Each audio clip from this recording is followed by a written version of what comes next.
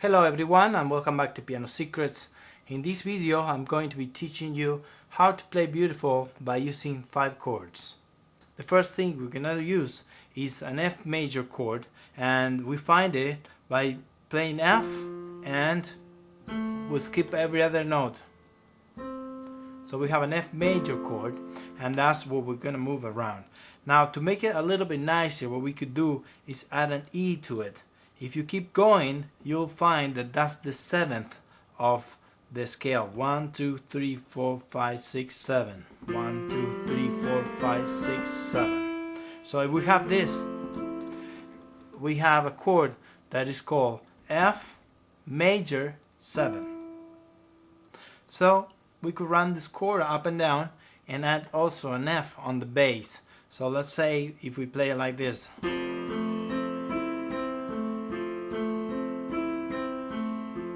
So we have already embellished a little bit the chord. Now the next step will be trying to find another chord. This is the first chord of the scale, and if you go 1, 2, 3 to the third note, we can also pile up thirds and we'll have this, and we get an A minor chord. So what we do to connect them is just add an E below, and because A is the root of the chord, what we'll do is also play on the bass A, and we'll do this.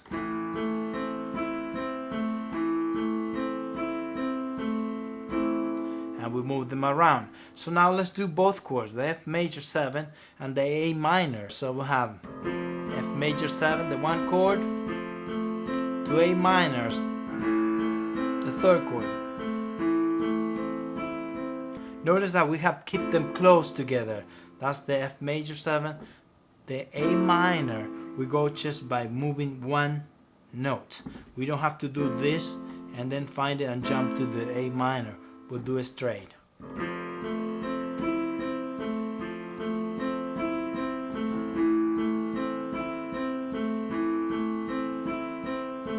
Okay, the next chord also we're gonna move very little, and what we're gonna use is the fourth chord. If you go 1, 2, 3, 4, we have the B flat would be the fourth chord, and again we pile up thirds to find the chord. We have a D and we also have an F. So that would be the fourth chord, and we do the same procedure. To get it closer to the notes we played before, we'll add an F to it. And because the root of the chord is B flat, we add an octave here and we play B flat. If your hand's too small, you could do this with one note. So we could run this up and down, and now our page is on the right hand, and play the octave.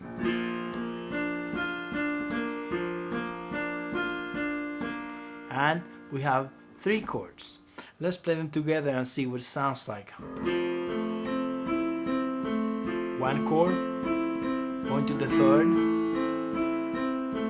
now going to the fourth,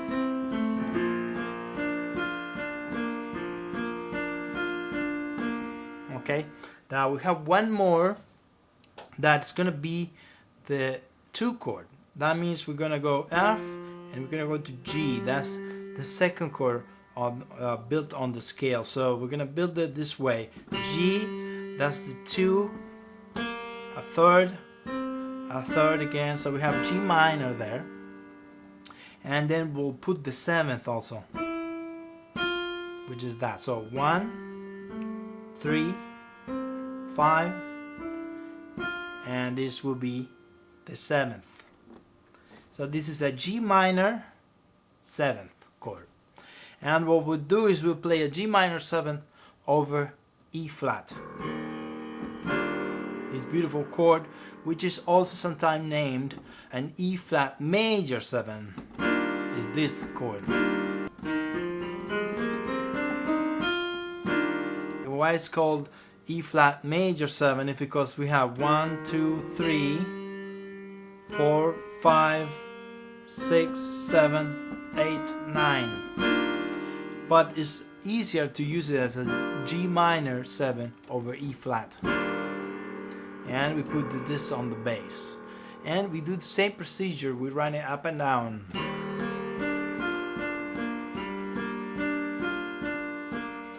let's play them together. The one chord F major 7, going to A minor, the third chord of the scale, going to B flat major, fourth chord, and G minor 7 over E flat. So far, I think that we're using the F major scale. We use the one chord, we figure out that chord by piling up thirds, so we skip every other note. And we got the F major 7. We also have, when we play the A minor, the third note, and we pile up thirds again, A minor. And we have the fourth chord, 4. And we do the same procedure for each one, which we end up with this now.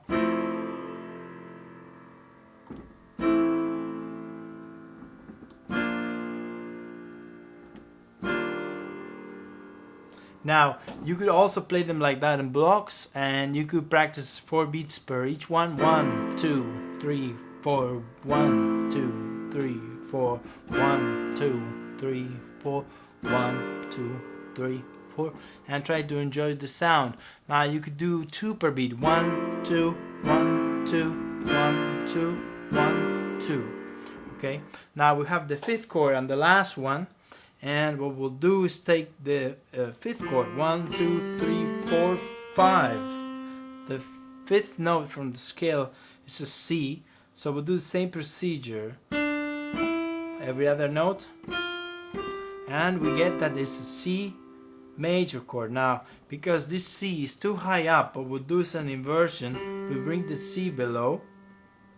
Remember that the first chord we played was this, so it has to be closer to that one, and we'll do add a B flat in it, and the B flat is just the 7th, and also it's on the scale when you do this, right? So it has C major, D to B flat from the scale, and we just do the inversion there. And what we'll do is add the C on the bass, and we do the same procedures of C because we're in C major, and we run it.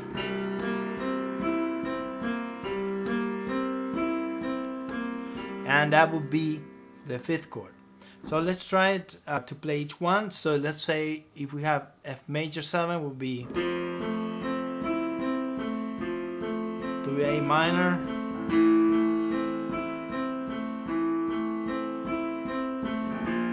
to B flat major,